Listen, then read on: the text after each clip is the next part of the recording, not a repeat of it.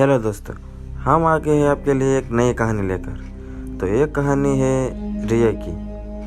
तो कहानी शुरू करते हैं। रिया अपने मम्मी सुमन और पापा विनोद के साथ दिल्ली में रहती थी। वह हर साल अपने मम्मी पापा के साथ गर्मी की छुट्टियों में ननिहाल जाती थी। उसका ननिहाल अलीगढ़ जिले में है। एक बार की बात है, रिया के स्कूल की छुट्टियां पड़ चुकी थी। रिया और सुमन ननिहाल जाने के लिए तैयार थे। विनोद को ऑफिस से काफ़ी काम होने की वजह से शाम को छुट्टी मिल पाई। दिन ढल चुका था। सुमन ने कहा, अब रहने दो, अब जाने का समय नहीं है। सुबह होते ही हम अलीगढ़ के लिए निकल जाएंगे। इस पर विनोद ने कहा, हमारे पास खुद की कार है। दिन ढल गया है तो क्या हुआ, हमें कौन सा वाहन बदलना है। रिया भी जिद करने लगी, मम्मा अभी चलो ना, मुझे अभी नानी के घर जाना है। रिया और विनोद के बहुत जिद करने पर सुमन जाने के लिए तैयार हो गई, लेकिन अंदर ही अंदर ना जाने क्यों उसका मन घबरा रहा था। अब रात हो चुकी थी और इन लोगों की गाड़ी सड़क पर चले जा रही थी। रात की वजह से सड़क पर वाहनों का आना जाना कम हो गया था। विनोद का कार चला रहा था। सुमन और रिया पीछे की सीट पर बैठे थे। जिस गांव में उन्हें जाना था वह गांव अलीगढ़ से करीब 20 किलोमीटर आगे था। वह अलीगढ़ पहुंच चुके थे। आगे का रास्ता कच्चा और सुनसान था। वहाँ कोई आता जाता भी नहीं दिख रहा था। गाड़ी अब कच्चे रास्ते पर चली जा रही थी। थोड़ी ही दूर चलने पर गाड़ी अचानक रुक गई। रिया ने पापा से कहा, पापा क्या हुआ, गाड़ी बंद कैसे हो गई।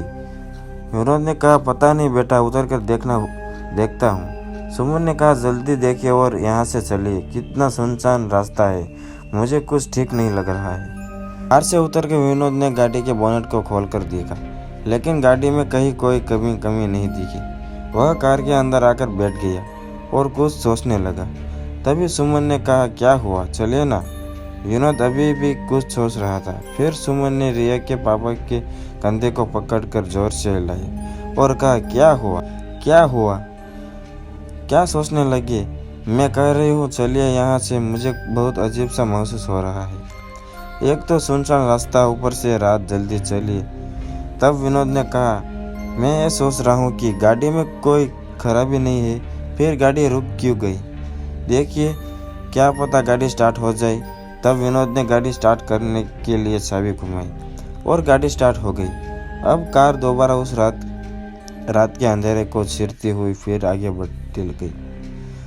अभी थोड़ी दूर कार चली थी कि रिया चिल्लाई, मम्मी। एकदम से विनोद ने कार को रोका। दोनों मम्मी पापा रिया से कहने लगे, क्या हुआ बेटा, चीखी क्यों। इस पर रिया ने कहा, पापा मुझे ऐसा लगा जैसे हमारी कार के नीचे एकदम एक आदमी और औरत आ गई। विनोद ने कहा, नहीं बेटा, ऐसा कुछ नहीं है। अगर यह औरत आदमी हमारे कार के नीचे आ जाते तो हमें भी तो पता चलता ना। और वैसे भी रात बहुत हो गई है, मुझे नहीं लगता ऐसे में इस रास्ते पर हमारे अलावा कोई और होगा।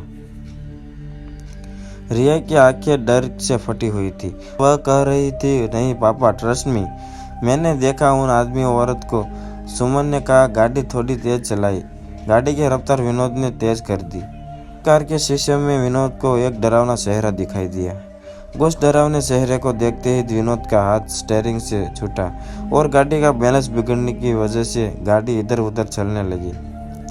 जैसे तैसे करके विनोद ने अपने आप को और गाड़ी को संभाला।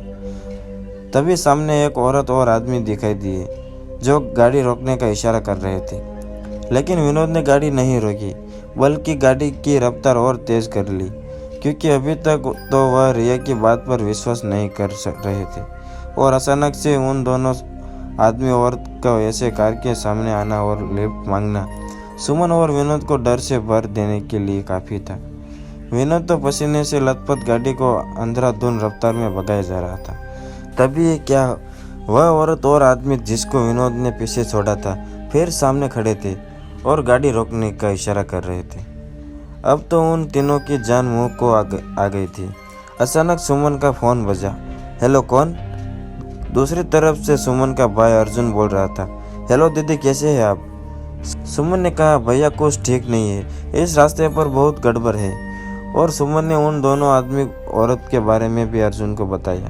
तब अर्जुन ने कहा, दीदी आप चिंता मत करो, मैं अभी आता हूँ। और 10-15 मिनट बाद ही अर्जुन वहाँ रास्ते पर खड़ा था। विनोद ने गाड़ी रोकी और कहा, अच्छा हुआ अर्जुन तुम आ गई।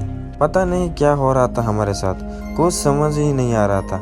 अर्जुन ने कहा, कोई बात नहीं जीजाजी, मैं आ गया हूँ ना, अब आपको कोई प्रॉब्लम नहीं होगी।